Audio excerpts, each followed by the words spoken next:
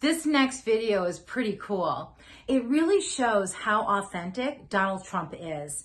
He makes a phone call into a barbershop where some black leaders are talking and congregating with each other. Check it out. Actually, hold on. This is the administration. Hello. Hey, Mr. President. Mr. President, how you doing? Well, I'm going to put you on speaker, but actually a great question just came up. We're talking about regulations and some of the things that can be done to alleviate the regulation burdens on a lot of businesses. But I'm going to put you on speakerphone for everybody to hear. Hold on a second. All right, everybody, you're on with the president. Hello, Mr. President. Mr. President. Hello, everybody. It's great to be with you. I hope I'm being well represented. I have a feeling I am. I know them very well. So I hope so. No, you are, sir. But a question came up about regulations. And so what's your view of what we need to do with regulations when you come back into office? Well, as you know, I cut taxes and regulations more than any other president. We had the biggest tax cut, bigger even than the Reagan tax cuts. And I also cut regulations far more than any other president. And they have put a lot of them back already. We will get them cut so fast. And, you know, it's very interesting when I went to business leaders and said, which was more important, these big tax cuts or these big regulation cuts? Almost every one of them said regulation cuts. Yeah. And it made a big difference to their businesses, small businesses and big businesses. Great question.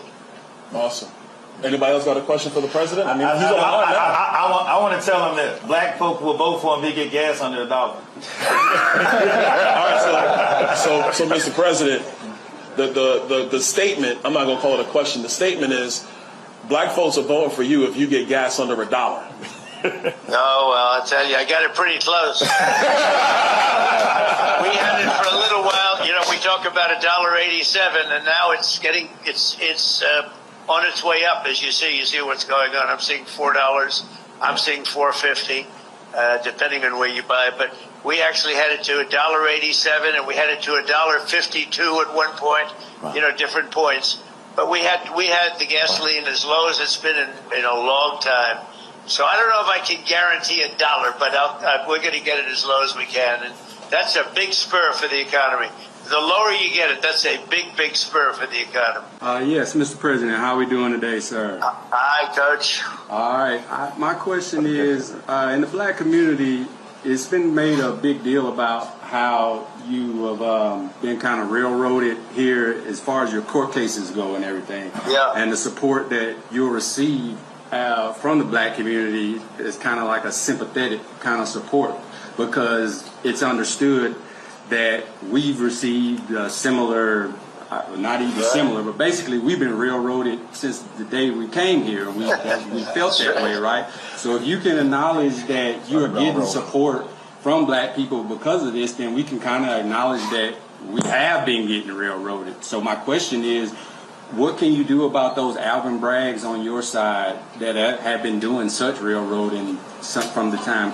What can we do about those Fonnie Willises and Alvin Braggs that are, you know, right now sending some poor black person to jail for some crime that they're doing? Well, you know, it's an amazing thing when this happened. Wow. And as you saw, all the legal scholars say these are not cases. These are not cases should be brought. It's just a terrible thing. It's weaponization. And it comes out of the White House, even when it's city and state, comes out of the White House in order to attack a political opponent.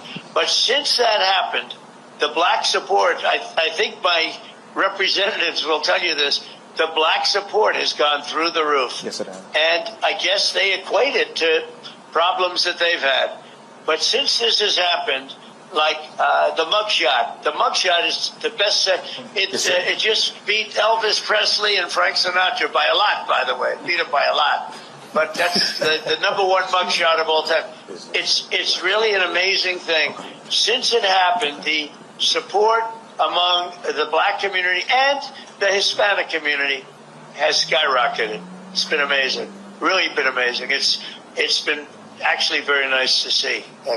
Mr. President, you know, it's in one way you say, gee, isn't that too bad? But the truth is, it's really a lovely thing when I see that. We have great support now in the black community and in the Hispanic community. So I don't know if after watching it, if you guys thought it was as cool as I thought it was.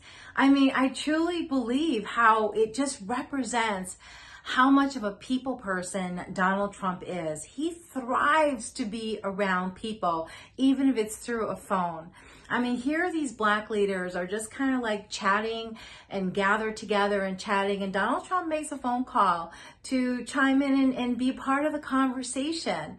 And as he's, talking and with the people, I don't know if you guys noticed, to the back, there's a big, beautiful sign that says, Black Americans for Trump. I think it said that. And then they showed his mugshot.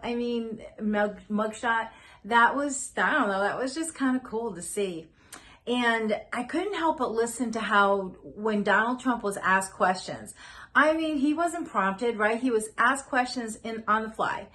His answers are just so spot on, for him to just really be so connected with people, no matter what race, what background, whatever it is. He is just, he's just connected with people. For him to just have a natural conversation with these guys, and you can tell how much that they love him. I mean, that was just kind of cool to see. And I also can't help but just think, like, if Biden was put in that situation, he would have asked for questions ahead of time, and he probably would have been reading his answers, even though talking and speaking from the heart is really what Americans want.